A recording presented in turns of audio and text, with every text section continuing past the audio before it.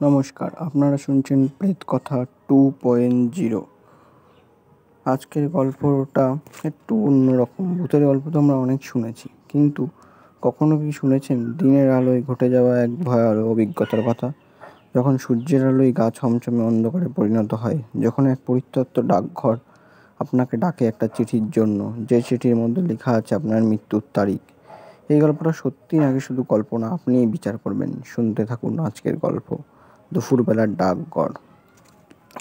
রোদ ঝলমলে একটা দুপুর, গরমে হাঁসফাঁস করছে পুরো গ্রাম। অয়ন ঠিক করলো আজ একটু ঘুরে আসা যাক পুরোনো রাস্তাটা দিয়ে, যে রাস্তায় একটা পরিত্যক্ত ডাকঘর আছে। ছেলেবেলা থেকেই ওর কৌতূহল ছিল ওই ডাকঘর নিয়ে। শুনেছে বহু বছর আগে একদিন হঠাৎ করে ডাকঘরের সবাই নিখোঁজ হয়ে যায়, এরপরে কেউ আর ওখানে যায় না। ডাকঘরের সামনে পৌঁছেই অয়ন টের পেল একটা অদ্ভুত ঠান্ডা হাওয়া তাকে ছুঁয়ে গেল। দুপুরবেলা, অথচ চারপাশে যেন হঠাৎ ছায়া ঘনিয়ে এলো। দরজাটা খোলা, কেমন একটা আমন্ত্রণ আসছে ভিতরে ঢোকার।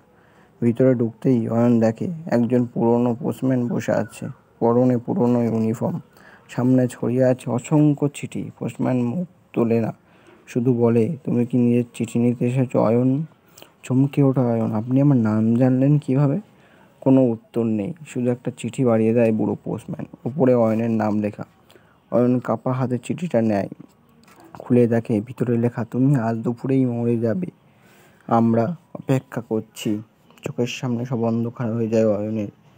জ্ঞান ফিরে আসে কিছুক্ষণ পর। অয়ন পড়ে আছে ডাকঘরের বাইরে, আশেপাশে কেউ নেই, কিন্তু তার পকেটে এখনো সেই রক্ত মাখা চিঠিটা।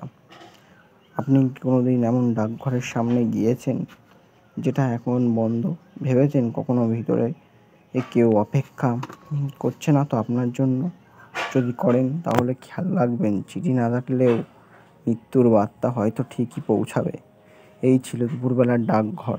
আপনার ভয় যদি লেগে থাকে তাহলে আমাদের চ্যানেলটি সাবস্ক্রাইব করুন, কারণ সামনে আরও ভৌতিক গল্প আসছে যা আপনাদের শিহরিত করবে, রোমাঞ্চকর সৃষ্টি করবে, আপনাদের আনন্দ দেবে।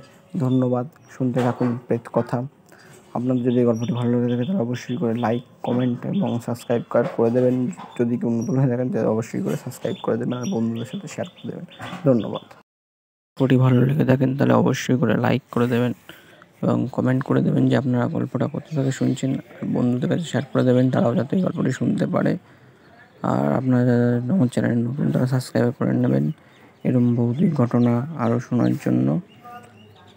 অসংখ্য ধন্যবাদ। আপনারা এইভাবে পাশে থাকবেন যাতে আমাদের চ্যানেল ভবিষ্যতে আরও উন্নতি করতে পারে। আপনাদের সবাইকে অসংখ্য ধন্যবাদ। গল্পটি কেমন লাগলো অবশ্যই জানাবেন। ধন্যবাদ।